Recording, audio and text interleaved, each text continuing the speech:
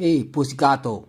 What's up, Holmes? Sup, bro? Early morning today, just finished my 16 hours of sleep, was just chilling, saw this ant. Dude, big fucking cat! Ah! So I ran and chased that SOB, right? Was like, man, ready to go. Know what I'm saying? Word. So that ant all scared and shit, crawled right into the dog coat, bro. So I'm like, gotta protect the dog. Rah, rah, rah, rah. The ant got away. Yeah, sure, bro. Ugh. So I smelled that sick like a creep and chasing it through the whole damn hood. So guess what, Holmes? I come upon these boxes. Oh, what? Say what? Yeah, man. 3 sweet boxes, man. What? Yeah, man. What was I talking about, man? Whew, that was close. I managed to distract them with those boxes.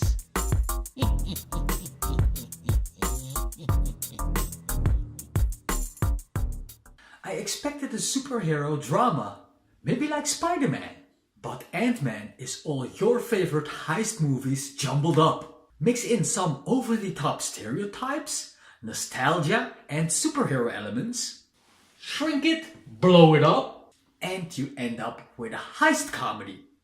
Keep watching and I'll break it down for you. Imagine a soldier the size of an insect. The ultimate secret weapon. Ant-Man really pushed all of my nostalgia buttons. It's one of the main reasons why it's a funny homage to all our favorite 80s and 90s heist movies. Think of Mission Impossible, Point Break, The Italian Job, Gone in 60 Seconds, Lock, Stock and Two Smoking Barrels, Heat and Ocean's 11. Trick is that this is not this kind of movie, but it feels very much like them.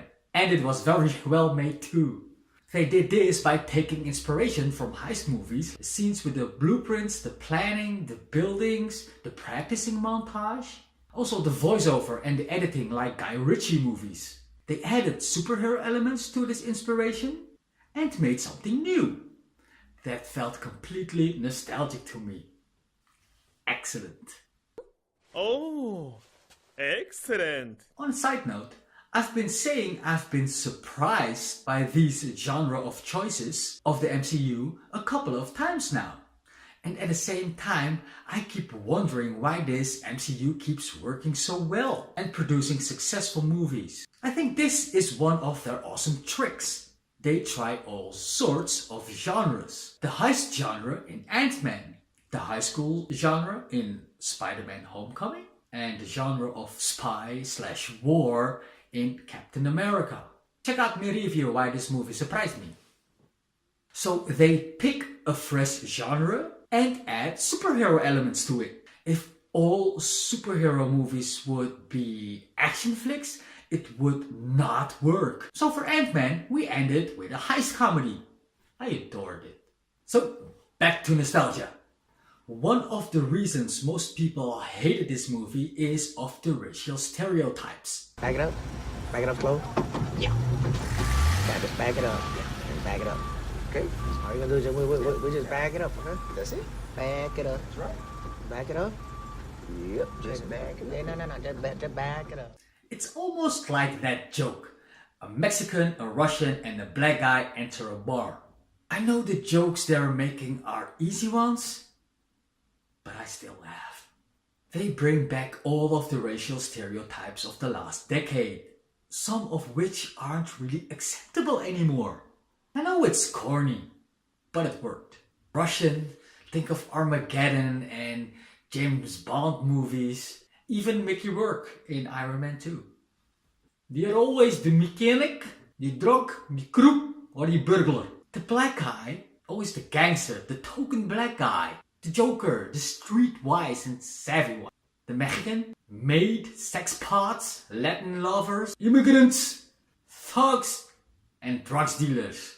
You know what I'm saying, I say? They took these stereotypes and blow them up a little more. Especially that sidetracking Michael Pena, the Mexican, with his side story. I was at a wine tasting with my cousin Ernesto. We're It was mainly reds, and you know I don't like reds, man. You know, but there was a rosé that saved the day. It's the wrong details. It has nothing to do with the story. He tells me that she's working as a housekeeper now, right? And she's dating this dude, Carlos, who's a shot caller. And she tells him about the dude that she's cleaning for. That is all retired now, but is loaded. And so Carlos and Ernesto are on the same softball team. Carlos says, yo, man, this guy's got a big-ass safe just sitting in the basement, just chilling. Although stereotypes are bad, I still found this very funny. For me, they seem to get away with it because they are visibly aware and not taking themselves too seriously. This seems to be the modern way of still trying to sneak in stereotypes in movies. Make a racist joke and then let you know they're completely aware of what they just did. In the meantime, pushing all my nostalgic buttons for all those racially stereotypes from the 90s. Sadly, the Asian stereotype wasn't represented.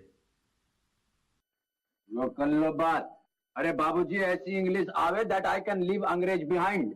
You see, sir, I can talk English, I can walk English, I can laugh English because English is a very funny language. Bhairo becomes Baron, and Baron becomes Bhairo because their minds are very narrow. Something I notice about new Disney movies is that they're trying new CGI techniques. My favorite actors that I already watched in the 80s brought back to their younger selves by CGI. Think about Star Wars, a young Carrie Fisher and Peter Cushing. In Captain America Civil War, the next review, there is a younger version of Robert Downey Jr. And in this movie, of course, Michael Douglas. What actor would you like to see in a younger version in a movie? Let me know in the comments now, so we can see if you and I came up with the same actor. The CGI technique is very well done, and I think Disney is showing off a little bit in these kinds of movies. But very successfully. Most of the time, for flashbacks, directors use younger actors that resemble the older one. Use old footage from the older actor. Or when it's the other way around, makeup to make someone look older. But this new technique really pulls my nostalgic chords because I grew up with these actors. What actor did you come up with? If I could advise directors, I would tell them to use the technique on Indiana Jones. The last movie failed horribly, and I think we need flashbacks to his younger self. But not everything about this movie was inspired by nostalgia or older movies. The concept of size was used very creatively here. Shrinking things, blowing things up, made this movie very original and clever. Well, original. Disney is famous for Alice in Wonderland with shrinking and blowing up. And of course, Honey, I Shrunk the Kids. Okay, also Honey, I Blew Up the Kid. The shrinking scenes are just great. You saw in the trailer the part of Thomas the Tank Engine.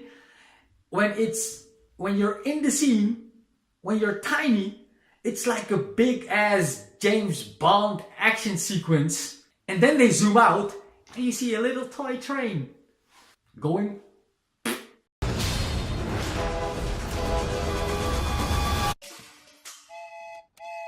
And the thing's blowing up, also great. The same Thomas the Tank Engine train ends up blowing up in big proportions, like a real train, in a lawn. That is brilliant stuff. To see like a locomotive with a big ass face in your lawn. Whoa, trippy. Having ants as an inspiration for this movie made it a lot more interesting, especially their communication with the insects. It's like the ant whisperer. As for the main actor, Paul Rudd, I admit I was biased before even seeing this movie. He always plays charming and likable characters, mostly in rom-coms. But I remember him way back from in the 90s, like in Friends, where he played Mike Hannigan, the love interest and later husband of Phoebe.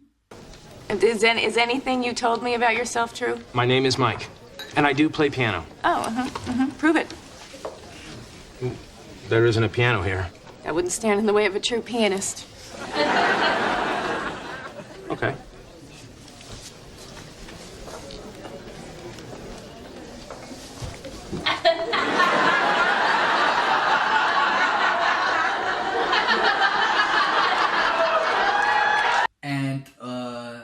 also the boyfriend of Alicia Silverstone in Clueless.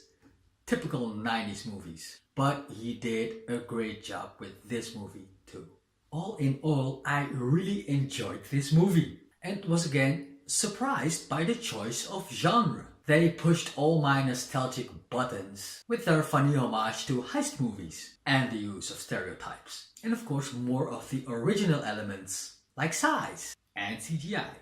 My final verdict is I'm giving this movie an 8 out of 10 stars. Thanks for watching Dr. Video's Marvel Reviews. Let me know which actor you want to put in the CGI youth fountain. And please, if you have not done it yet, take your prescription from the red button down below.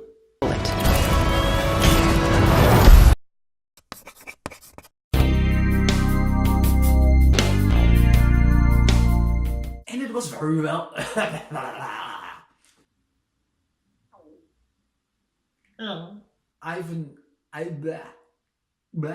Reviews.